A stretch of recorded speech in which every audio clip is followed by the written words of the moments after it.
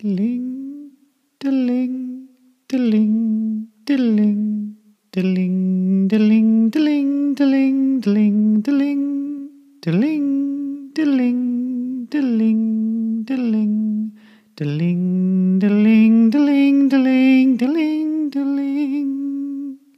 Wow, that was just beautiful, wasn't it?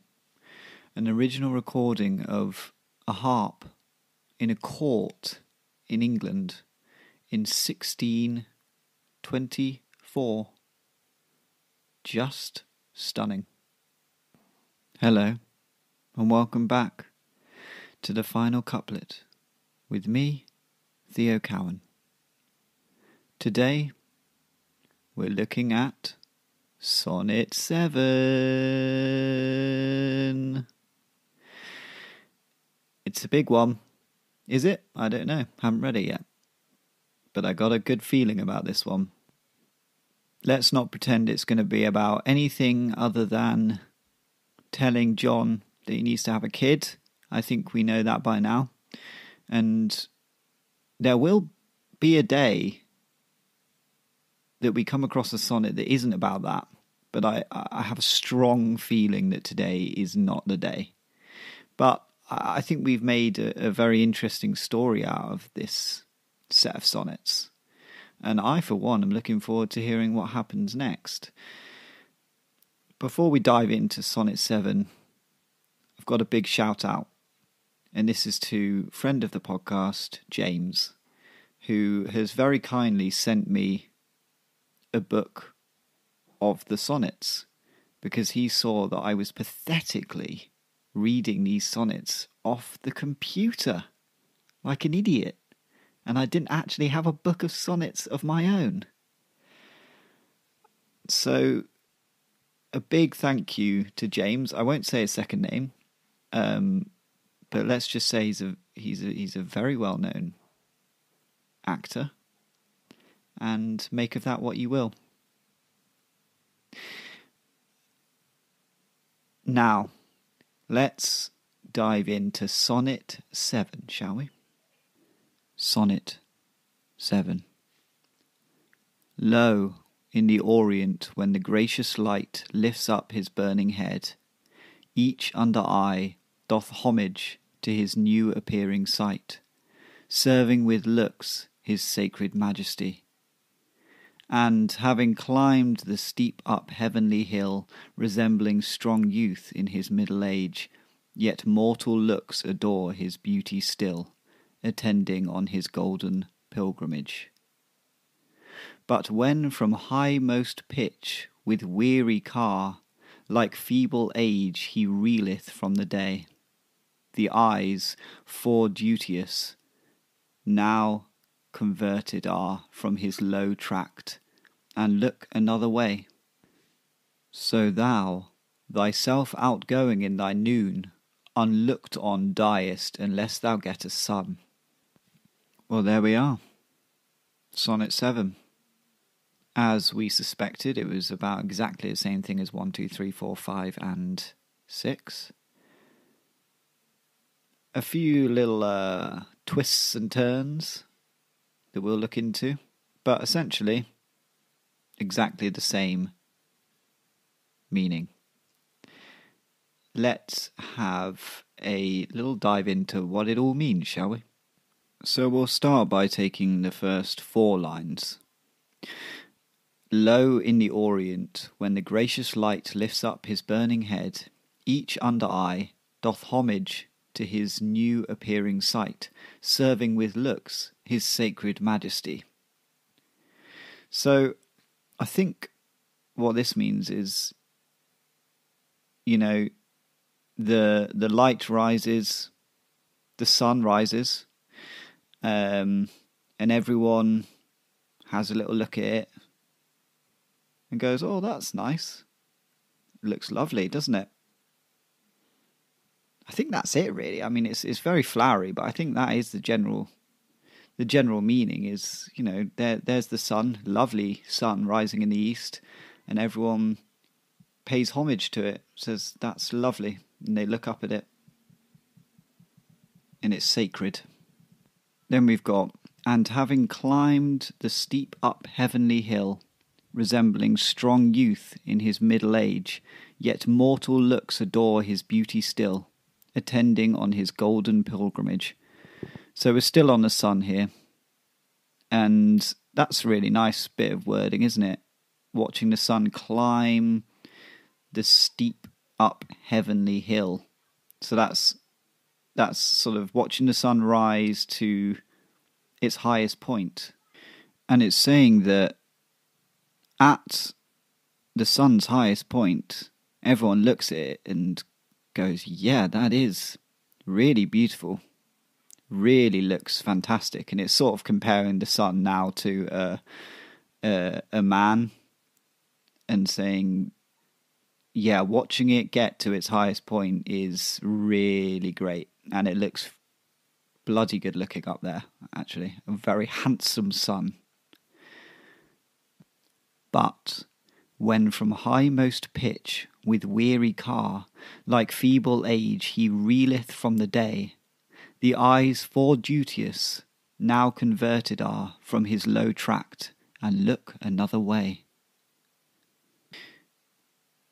So here it's saying, but when the sun starts to fall from its highest point, it's like when a gorgeous man falls into old age. And everyone was looking at it at its highest point going, oh, that's a lovely looking sun. And then as it sort of falls away later into the day, everyone's turning away from it. They don't want to look at it anymore. It's horrible. Doesn't look as good when it's falling, does it?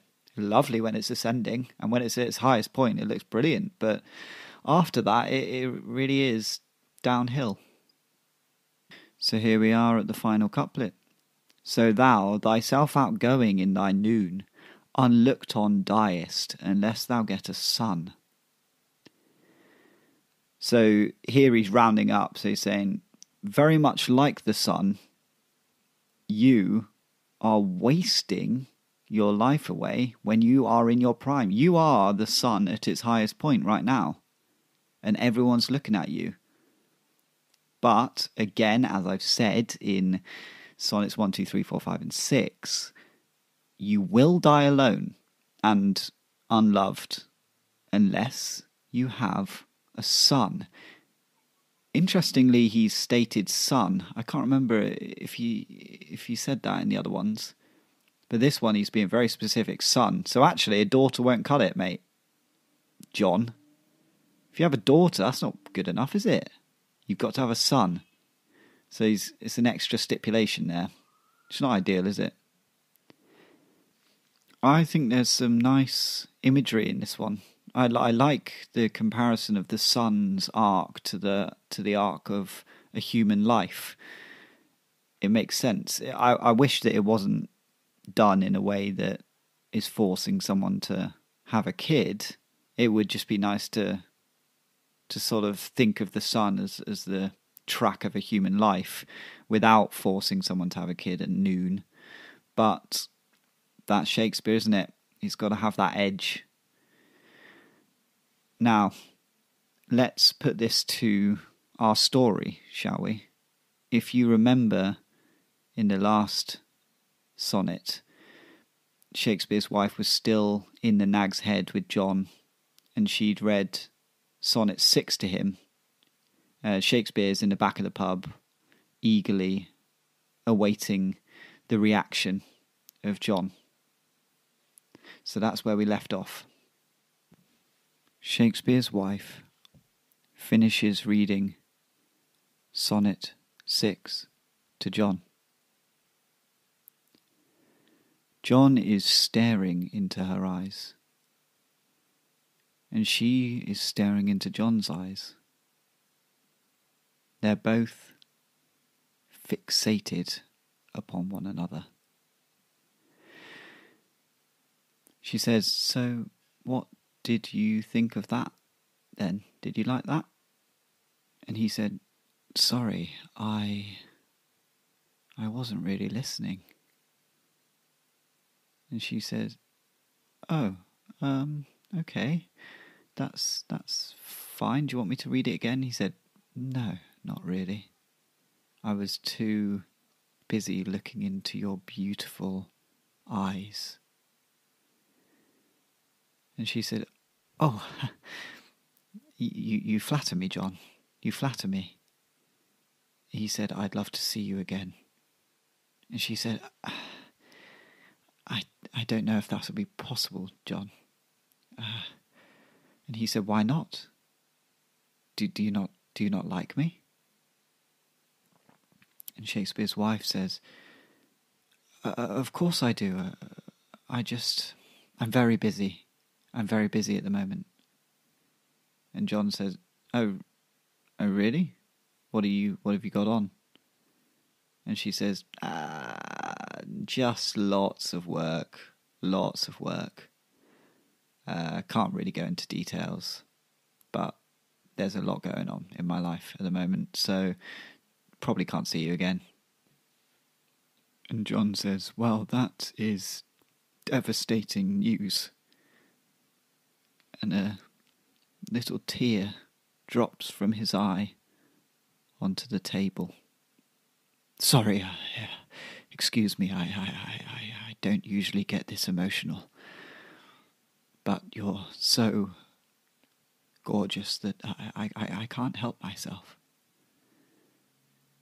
And Shakespeare's wife says, it's not a problem, Jon. Anyway, I have to go. I'll see you around, maybe. And Jon says, I truly hope so. Shakespeare's wife rushes out of the Nag's Head onto the cobbled streets. Shakespeare, who has had a few meads by this point, stumbles out after her. He says, well, how did it go? How did it go? And she said, it was fine. I think it went down. I think it went down well. Let's get you home, shall we? He said, oh, great. I'm so pleased it went well. I'm so pleased. I love you. Oh, I love you. Have I told you that? I love you. And she said, yeah, you've told me. And they go home to their house, get into bed. Shakespeare falls asleep instantly, snoring away. But Shakespeare's wife lies awake, eyes wide open, and she is thinking of Jon. Has she fallen for this man? He is the most beautiful man she's ever seen. But it would be unfaithful to even think about another man, wouldn't it?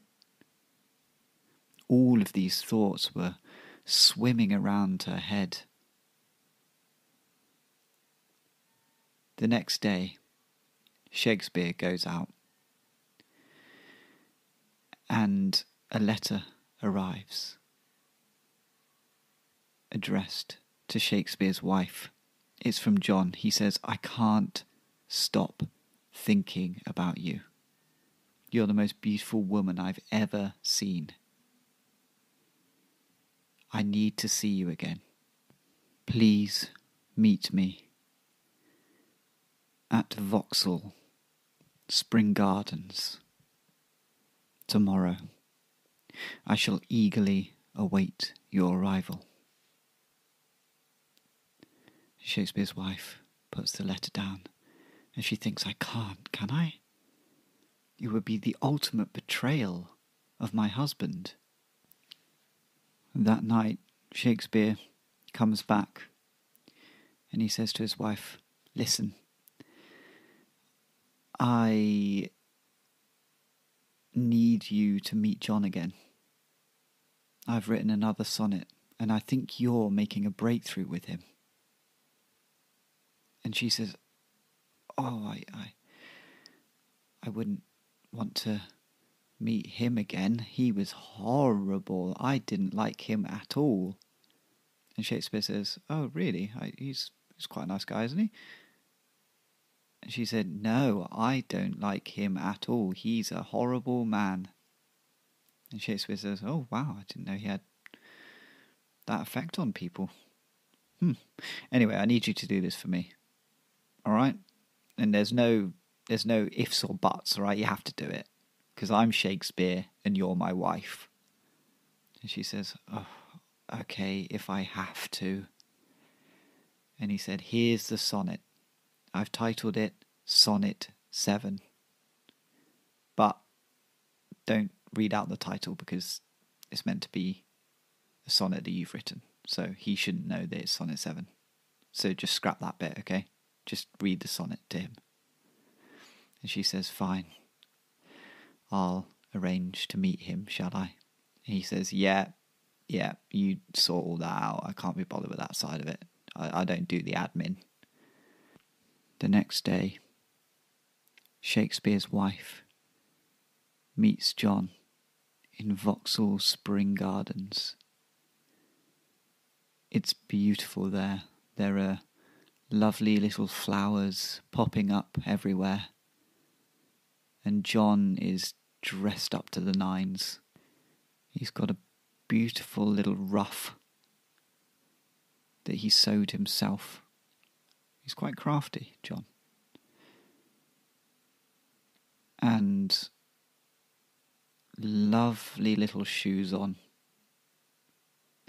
And Shakespeare's wife is wearing a beautiful mint green dress. One of her favourites. They both look stunning. Jon says, my darling, I've been thinking about you non-stop. You're just as beautiful as I remembered. And Shakespeare's wife said, well, I mean, it was only yesterday that you saw me. It hasn't been that long. But yeah, thanks. You're also very good looking yourself, sir. And he said, please call me Jon. And she says, listen, Jon, I have to read you another poem. And Jon says, oh, really? No offence, but they're not great, your poems. I can't even remember what the last one was about. But you are really hot, so I guess I'll listen. And she said, thank you. It means a lot to me. I really spent a long time on these poems. So, here it goes. And she takes out Sonnet 7. Sonnet 7. You know the sun, when it rises in the east, it looks great, doesn't it? And then when it's noon and it's at its highest point, it really is beautiful and majestic. But when it starts to fall from the sky, it sort of looks gross, and I don't like to look at it anymore. You are like the sun. You're at your peak at the moment, but soon you will get ugly, and no one will want to look at you again. So make sure you have a son before you die. Wow, what an episode this has been. Shakespeare's wife falling in love with another man? I, for one, can't wait to find out what happens next week when we look at Sonnet 8. Until then, have a great time. Bye. Diddling, diddling, diddling, diddling, diddling, diddling, diddling, diddling, diddling, diddling, diddling, diddling, diddling, diddling, diddling, diddling.